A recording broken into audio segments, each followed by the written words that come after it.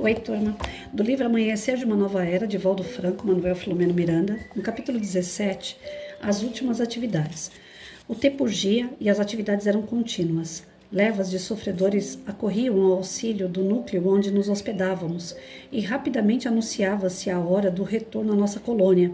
Inúmeros serviços puderam ser executados naqueles dias com visitas a diversas instituições espíritas que padeceram as injunções perniciosas do arguto perseguidor, e algumas delas ainda prosseguiam sob os acúlios do sofrimento e dos três varios, o que certamente demoraria algum tempo de experiências aflitivas para a necessária recuperação. Quando se não ouve e não se segue a diretriz do amor, o sofrimento se apresenta como o grande mestre que corrige e orienta, lapida a brutalidade diamantina, fazendo surgir a estrela fulgurante e, mesmo prolongando-se no tempo, termina por produzir os resultados benéficos que todos desejamos. O Centro Espírita Amor e Caridade havia se recomposto. O irmão Anacleto despertou para a realidade dos seus deveres, voltando a ser o diligente e dedicado trabalhador de antes, deixando a lição de que ninguém está isento dos assédios perversos das trevas e das quedas abissais do erro, por desvio da mente que deve sempre estar vigilante no reto cumprimento dos deveres. Martina havia encontrado o rumo da iluminação interior e cuidava da gestação com ternura e devotamento inigualáveis, sensibilizando-nos pela renovação que se imprimia a cada dia. O programa que dizia respeito aos trabalhadores de Alcione, que mergulhavam na atmosfera terrestre para o sublime labor da transição planetária, tinha continuidade segura, desenhando-se novos cometimentos, cujos frutos já se podiam colher no comportamento social de alguns idealistas, iniciando-se a era de paz, que, embora ainda demorasse, já apresentava os sinais de elevação e de harmonia. Nesse comenos, nosso benfeitor elucidou-nos que desejava, naquela penúltima noite em que nos encontrávamos na atividade especial, visitar um dos lugares mais sombrios da cidade. Vivemos, explicou-nos ele, no mundo o período da drogadição, evocando a figura simbólica de um dos 4 cavaleiros do Apocalipse de João, sendo que as crianças e os jovens são as vítimas inermes mais prejudicadas, embora a epidemia alcance todos os níveis de idade e segmentos sociais. Punge-nos os sentimentos à situação deplorável dos viciados que se permitem a enfermidade moral que os destrói de maneira perversa e contínua. Temos visitado esses lugares infelizes onde as fronteiras do mundo espiritual mesclam-se com as do mundo material em nefasto intercâmbio de exaustão e loucura. Gostaríamos, desse modo, de nossa visita a Cracolândia, local desde que as grandes cidades têm-nas encravadas no seu coração, conhecidas pelas autoridades e pelas pessoas impotentes para anulá-las. Verdadeiras regiões punitivas na Terra são redutos de infelicidade e de perversão, demonstrando a inferioridade do nosso querido planeta e as dores superlativas dos espíritos que as buscam. Revistamo-nos de compaixão e do sentimento solidário de caridade, a fim de nos adentrarmos nessa comunidade de desditosos, forrados pelos elevados propósitos do auxílio e da ternura espiritual, perguntando-nos, no imo da alma, que faria Jesus em nosso lugar, caso aqui estivesse? E como nos enviou em seu lugar, deveremos realizar quanto nos seja possível bem próximo da sua sublime ação. Oremos, preparando-nos para o labor, logo mais quando esteja presente o maior número de vítimas. E como nos enviou em seu lugar, devemos realizar quanto nos seja possível bem próximo da sua sublime ação. Ante o convite do mentor, reservamos-nos o silêncio e a oração, procurando a sintonia mais adequada com o afável mestre de Nazaré. Às 23 horas rumamos para o centro da cidade, percorrendo as ruas e avenidas dominadas ainda por grande excitação de pessoas e pelo trânsito agitado. Numa região sombria de pequena rua localizada entre 2 largas avenidas, onde predominavam a imundície e o desespero, deparamo-nos com um espetáculo confrangedor. Misturava-se em terrível luta de território traficantes encarnados de áspero feroz e entidades animalescas irreconhecíveis como seres humanos que eram, embora desencarnados, enquanto nas redondezas moças e rapazes ofereciam-se ao mercado da prostituição mais vil, a fim de adquirirem recursos para o vício destruidor. Algumas crianças ditas de rua engalfinhavam-se em disputas de resto de crack que ficavam nos cachimbos improvisados sobre as caixas de madeira que serviam de mesas, roubando quase fulminados pelo tóxico avassalador. Esquálidas, umas, outras já hebetadas, como sombras infantis, transitavam, revolvendo as latas de lixo, derreadas algumas no solo, sobre esteiras imundas ou invólucros de papelão rasgados, transformadas em leito infecto, em meio a ratazanas vorazes. Mais terrificantes eram a paisagem espiritual e as emanações morbíficas que apresentavam os desencarnados acoplados aos perispíritos daqueles que se lhes transformaram em vítimas e eram usurpados das energias e nos vapores da droga ultrajante. Em razão do tempo em que a região estava sob a injunção destrutiva de vidas, tornara-se uma área infernal, com as características morbosas de outros lugares espirituais fora da Terra, verdadeiros infernos, onde os seres infelizes padeciam as agruras do comportamento inditoso que se haviam permitido. O céu plúmbeo era de quando em quando clareado por verdadeiros relâmpagos ameaçadores de tempestades voluptuosas. Descargas magnéticas destrutivas multiplicam-se, enquanto o horror predomina em todo lugar. Continuamente se ouviam discussões acaloradas,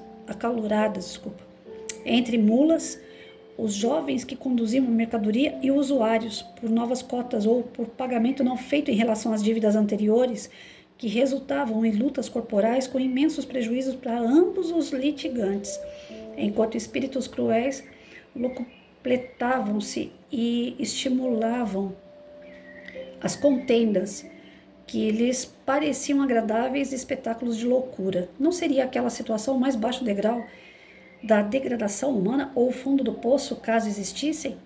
Não nos cabia, porém, julgar ou analisar o que observávamos, senão compadecermos-nos de todos os sofredores que ali estorcegavam no desespero, facultando-me lágrimas espontâneas que me escorriam pela face. E já tá difícil de eu ler, viu, gente? Sinceramente, eu tô engasgando, a energia é muito pesada. Uma que outra vez irrompiam gritos histéricos, súplicas terríveis no transtorno irreversível que se apresentava em alguns alucinados, ironizados pelos desencarnados zombeteiros que também os exploravam. Dr. Bezerra de Menezes reuniu-nos no centro da rua estreita e trevosa, dominada pela multidão de pacientes morais e espirituais, quando, erguendo a voz, iniciou uma oração. Senhor de misericórdia, tende compaixão de todos nós, os exilados filhos rebeldes que abandonamos o caminho traçado por nosso Pai, optando pelas veredas tortuosas do sofrimento, caindo nos abismos profundos da loucura. Ontem, fascinados pelo poder e desestruturados emocionalmente para vivenciá-lo, comprometemo-nos terrivelmente com muitas vidas que ceifamos com crueldade, com existências que desencaminhamos ao sabor do nosso orgulho, com corações que despedaçamos na ânsia de submetê-los aos nossos caprichos, com os irmãos de jornada que transformamos em escravos desditosos. Hoje retornamos carregando culpas indescritíveis e profundas, tormentas inextrincáveis, porque filhos do remorso procurando fugir da responsabilidade mediante os anestésicos da ilusão. E ao fazê-lo, pensando em aliviar as angústias que ferem os sentimentos, mergulhamos nos pântanos pestosos da autodestruição e das obsessões que nos são impostas pelas vítimas que nos aguardavam além do pórtico do corpo transitório. Eis-nos aqui, em deplorável situação, sem conseguirmos recuperar-nos dos crimes, mas piorando a própria situação, em face do desprezo pelas vossas leis de complacência, mas também de justiça. Nesse conúbio de dementados pelo ódio e pelo medo, perdemos o rumo. Não sabemos onde começam as nossas opções desde que vivemos sob os arrancar martelos daqueles que se nos associaram desde aqueles dias infelizes desesperados procurando fazer justiça. Como, porém, fazê-la, se todos eles são tão inditosos quanto nós outros, os responsáveis pela sua desventura? Apiedai-vos, clemente e justiceiro, permitindo que o vosso amor ultrapasse os limites das leis estabelecidas e nos alcance a fim de podermos reabilitar-nos, seguindo as vossas lições de vida eterna e de compaixão. Socorrei-nos, Senhor dos desvairados e dos esquecidos pelo mundo. Repete a vossa estada entre nós desde há 2000 anos, quando todos nos haviam abandonado e nos resgatastes pelo vosso incomparável amor, vindo ter conosco nos antros de miséria. Ajudai-nos a auxiliar com a vossa sublime compaixão. Ao fazer silêncio com a voz embargada e os olhos úmidos, percebemos que uma suave claridade foi dominando o antro terrível e diversos espíritos generosos surgiram da névoa espessa, e eu estou me arrepiando, em diminuição, procurando amparar os que se encontravam entorpecidos no solo, liberando momentaneamente alguns dependentes dos seus sicários espirituais, afastando do recinto alguns dos traficantes e aplicando energias vigorosas em todos aqueles que se encontravam presentes. Convidados à ação, acercamo-nos dos irmãos doentes e pusemos-nos igualmente a dirigir-lhes nossas energias enquanto orávamos pela sua renovação interior. O nosso irmão Jesus Gonçalves, profundamente comovido, recordando-se dos dias em que a hanseníase se lhe hospedara no organismo, atendia os pacientes mais maduros e idosos com imensa ternura, considerando que a drogadição é como a antiga lepra que degrada, que expulsa do convívio social, que perverte e alucina. Portador de excelentes valores morais e espirituais, o discípulo de Jesus, ora redimido, passou a falar com alguns irmãos vingativos, demonstrando-lhes a necessidade da compaixão, do perdão, narrando a sua própria experiência nos séculos recuados, quando também sucumbira ao poder e à ambição, desvairando-se até o momento em que Jesus o convidou para a redenção sob a cruz dos sofrimentos inenarráveis. Informou-lhes que no sofrimento sem nome encontrou a paz pela qual anelava, razão porque agora buscava outros que se lhe assemelhavam a fim de os auxiliar na recuperação da harmonia. Diversos espíritos foram tocados pelo seu verbo poético e doce, pelas vibrações harmônicas emanadas enquanto ele invocava a proteção de Jesus para todos, assim como da Senhora e Dúlcida Mãe Santíssima, para recolher no seu seio aqueles filhos desditosos que optavam por permanecer na ignorância e na rebeldia. Encontrávamos-nos todos emocionados com a bênção do trabalho naquele sítio de padecimentos ignorados em profundidade pela sociedade, que desprezava os que ali se homiciavam em exaustão e loucura. Nesse interim, chamou-nos a atenção um jovem de quase 20 anos. E eu vou deixar para segunda-feira. Tô aguentando, não. Gente, é muita energia. Muita. Eu gosto de ler coisa assim mais suave. Quando leio uma coisa mais pesada, eu sinto muito no meu corpo. Eu sinto uma energia muito pesada. E ainda vem logo em seguida a oração, que faz com que a gente se emocione. Então, é um texto forte, né? Essas atividades que eles deixaram aqui para mostrar no final do livro são atividades que os espíritos estão fazendo a todo instante. Nós somos amparados a todo momento. Isso daqui não é só uma coisa que é feita uma vez e demora para ser feito de novo, não. Na Cracolândia, nas ruas, nas bocas de lixo que existem por aí, nas bocas de fumo, nas favelas, na elite, onde houver droga, prostituição, promiscuidade, onde houver troca de valores, onde houver avacalhação mesmo do ser humano, os espíritos não abandonam a gente. Eles estão o tempo todo auxiliando. E nessa benevolência toda, que nós ainda não compreendemos, porque para nós é assim, o drogado é um vagabundo, é um cara que não trabalha, é um cara que não quer nada com nada, que ele só quer viver de brisa. Para muitos de nós, a gente taxa o drogado dessa forma. Outros ainda conseguem enxergar um drogado, uma pessoa que está fora, né, está na margem, como uma pessoa doente. Outros falam que esse tipo de pessoa só serve para mamar na teta do governo, porque ele é improdutivo. Então, cada pessoa massacra mesmo a questão do vício. Tá certo, vamos entrar num consenso. Só entra no vício quem quer. É uma questão de livre-arbítrio. Isso é fato. A gente não pode tirar a culpa de quem entra. Porém, não é porque a pessoa está doente ou porque ela é um vagabundo, porque ela é uma pessoa que está desregrada, que ela não possa ter uma oportunidade de sair daquilo. Porque todos nós fazemos isso o tempo todo. Senhor, me perdoa se eu fiz alguma coisa de errado. Né? Na oração do Pai Nosso está lá, me perdoa à medida que eu perdoo meu irmão. Quer dizer, se eu não perdoar um cara desse, não adianta eu pedir perdão para Deus. Ah, mas a gente perdoa e o cara vai lá e faz de novo. Ele está fazendo de novo, não sou eu. Eu estou lavando minha mão. Eu não posso ser uma pessoa que olhe para uma situação dessa e finja que não existe. Ela existe. Eu posso não ter uma atitude, eu posso não saber o que fazer, até aí é louvável, porque nenhum de nós nascemos com um manual nem para educar um filho, que dirá para educar aquele que já está deseducado. Mas eu, como professora, mesmo na sala de aula, eu cansei de pegar aluno nessas circunstâncias, que vivem no meio de violência e de droga. E aí? Não, vou ficar aqui só no babebi bobu, porque a questão da droga não me pertence, eu vou mexer com isso não. Ah, eu mexi sim, gente, eu mexi bastante. Eu não fui aquela professora, mas eu mexi bastante. Enquanto o aluno estava comigo ali, eu ficava na marcação cerrada. E quando eles saem de mim, eu também fico. Quando eles me encontram na rua, aqueles que estão todo errado, eles viram a cara e fingem que não me conhecem. Porque eles sabem que se eu pegar o erro, eu vou falar. Não vai adiantar muita coisa, mas eu vou falar. Assim como uma mãe que não desiste de um filho. Ela vai estar sempre tentando corrigir, ela vai estar sempre dando um pitaco na vida do filho.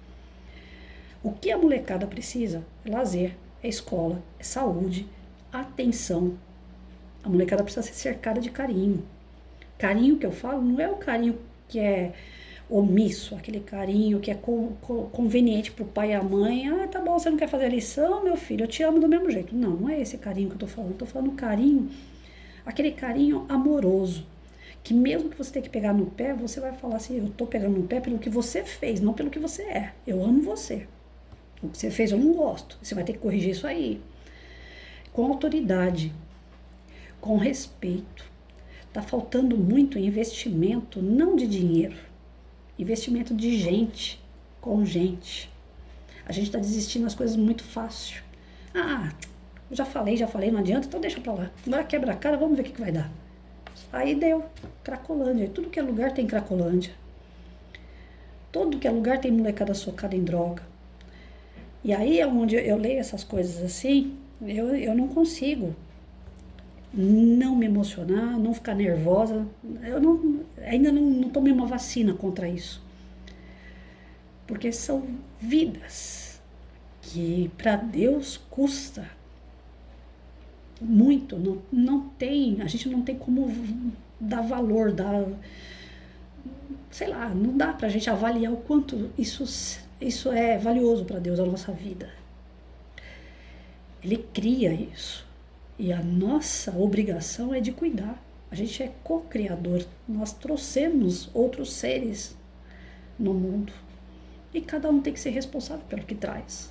Mas quando o pai e a mãe não é, a sociedade, a escola principalmente, tem que abraçar. Porque senão é isso aí. A gente está criando sempre aqueles ratinhos que ficam no fundo de uma rua sem saída, com um fogo aceso no chão, com o pé no chão e se acabando, se matando. A gente vê essa cena constantemente por falta de uma sociedade que vê o errado e tenta consertar. Não, isso aí não é problema meu. Aquele ali não é problema meu, aquele lá não é problema meu. Então, só que na hora que ele vem te assaltar, aí é problema seu, não é? A hora que ele estiver todo drogado, que ele vier te violentar, aí é problema seu, não é? A sociedade tem que parar de ser hipócrita. Aí a polícia vai lá e pega o cara que tá usando droga e leva embora, prende. Ele, com passagem ou sem passagem, droga não dá cadeia, não fica lá muito tempo. O policial fica lá fazendo ficha e o cara sai pela porta da frente. Aí no embate com a polícia, um cara desse morre. É uma vida que vai embora por falta de um atendimento geral, de pessoas em volta se preocuparem e tentar fazer alguma coisa. Não tem receita. É ali, na hora que a gente vai saber o que fazer, como fazer. O mínimo que for. Tem um garoto que vinha na porta de casa aqui pedir esmola, bem pequenininho. Meu marido sempre dava para ele material escolar, comida e tal. Aí passou muitos anos, esse moleque veio aqui na porta de novo. Lá, professora, Seu marido sempre me dava as coisas aí na porta para me levar para minha família. Eu não esqueço dele, não. E ele sempre falava para mim, assim, eu tô te dando material de escola que eu quero que você estude. Você pode continuar pedindo as coisas na porta, não tem problema. Você não pode trabalhar, mas você vai estudar. E aí, professora, eu estudei. Hoje eu tenho uma bicicletaria, hoje eu tenho minha família, eu tenho um carro, eu tenho uma moto, com o meu trabalho. Então, assim, às vezes é um gesto. Pode salvar a vida, sim. Não é muita coisa, é um gesto. Uma palavra. Meu marido dava o material para ele e falava, você vai estudar. Eu não quero você só na porta, eu quero que você estude. Era uma pessoa estranha, aquele garoto, mas fez diferença. Toda vez que aquele menino me vê, ele fala do meu marido. E meu marido já não está entre nós há muito tempo. Já tem 20 anos que meu marido morreu. E aquele menino até hoje fala do meu marido. O que a gente deixa para essa molecada é isso. É uma palavra, é um abraço, é uma luz, sabe? Faz tal coisa, cara. De repente o cara não tem ideia. E aí a gente vê a benevolência da espiritualidade e essa angústia que os espíritos sentiram ao discorrer sobre o assunto, eu senti aqui. Sabe, quando você está vendo uma situação que você quer colocar a mão, você quer fazer, mas como? Tem que saber fazer, tem que saber chegar, o mínimo possível dá para fazer. Eles acreditam na gente o tempo todo, a espiritualidade investe na gente o tempo todo. A gente está fazendo besteira e eles estão lá, tentando limpar a besteira que a gente fez. A gente não está sozinho nunca. Agora, os espíritos querem ajudar, mas a gente encarnado, tão atrasado moralmente, um não quer ajudar o outro, fica naquele egoísmo. O problema não é meu, não quero saber, não quero nem ouvir. O problema é da mãe, o problema é da família dele. E não é assim que a coisa funciona. Principalmente nessa questão das drogas, eu como professora, eu sei que não é assim que funciona. O problema é de todo mundo. Porque se a gente não evitar aquilo, se a gente não resolver aquilo, o problema se estende às outras famílias que não tem nada a ver. Mesmo que seja uma questão de livre-arbítrio, mesmo que seja uma questão de livre escolha do indivíduo, vai refletir na sociedade, vai refletir em outras famílias. Então a gente tem que fazer alguma coisa. Nosso país não tem uma política séria de prevenção de drogas, não tem uma política séria de tratamento para as drogas. E todo o plano de governo, quando vai sair alguém aí para governador, prefeito, presidente, eles falam, os pilares nós vamos trabalhar, segurança, saúde e educação. Mas é sempre a mesma papagaiada. Eu não vejo realmente alguma coisa para aqueles que estão em vulnerabilidade. Aqueles que estão mais à frente, perto, próximo de droga. O que você pode fazer para esse cara não querer? Tem que ser feito um cerco, tem que ser feito uma prevenção mais séria. E nós todos devemos nos unir quanto a isso. O mínimo que puder. Já é muito. Agora, o que não pode é a gente fechar os olhos. Porque eu não sei qual é o crime maior. O cara que está lá cometendo o seu suicídio com as drogas, ou a gente vendo o cara se matar e não está fazendo nada. Sabe? Vamos parar para pensar nisso aí? Segunda-feira a gente continua, porque de verdade eu me emocionei bastante e eu não tô afim de ler o restinho não. Senão eu vou chorar na frente da tela aqui. Bom final de semana.